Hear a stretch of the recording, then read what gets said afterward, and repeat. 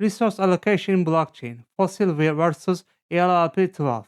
Who can problem set up in blockchain ecosystems? The most crucial question is who controls what and how. Today we are examining two different approaches at two different layers. Ethereum's fossil update, decentralized control for censorship resistance, Eigen's ELP12 update, centralized coordination for growth. Two updates, two different trade-offs, which is more sustainable. Let's dive in. Censorship resistance on Ethereum's fossil fork choice enforced inclusion list. Long name simple concept. The problem, large builders can refuse to include certain transactions in blocks. Tornado cache, OFAC sanctions. The censorship risk is real.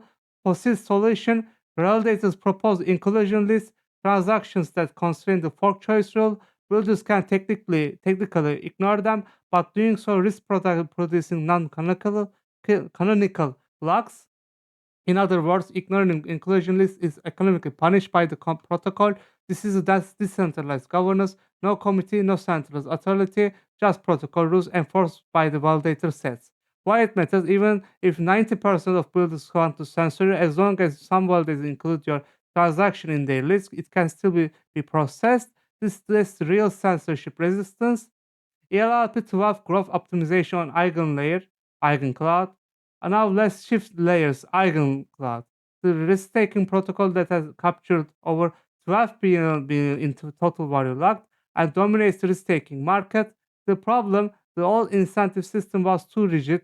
Everyone received was baseline reverse regardless of actual contribution. Idle stake earned the same as productive stake securing EVS.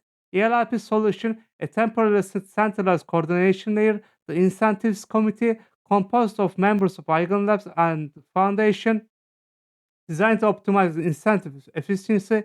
K changes on the fee paying EVS receive incentives. 20% of the fee on EVS reverse goes to BIPEX. Incentive allocations can be adjusted in weeks, not months. Focus on slashable redistribution stake. This centralized coordination with a clear mandate, drive fees, reduce inflation, and reward productive activity. Current market position. In EigenLayer dominates risk-taking with active service already live on mainnet. The community directs the rewards toward AVS that are actually generating value. Trade-off analysis. So what's the fundamental difference? Fossil sacrifice execution speed for decentralization. Protocol changes are slow, but no single entity control transaction inclusion. ELIP12 sacrifices decentralization for execution speed. A committee can move fast, experiment, and optimize, but users must trust that coordination layer. Market implications. Fossil strengthens at times credible neutrality, reinforcing its role as global settlement layer. LLP 12 positions EigenLayer EigenCloud for rapid iteration in a competitive AVS market where new alternatives are constantly emerging. Neither approach is wrong. They are optimizing for different priorities at different layers. Conclusion and call to action. The lesson. Governance isn't one size fits all. First of all, base layers like Ethereum prioritize censorship resistance through decentralization. Application layers like EigenLayer can afford more centralized coordination to optimize for growth. As these ecosystems mature, watch how these governance models evolve. Fossil may inspire future-based layer designs. ELP12 may become a case study in whether committees can resist capture. The experiment is live. Data is coming. What do you think? Which model do you trust more?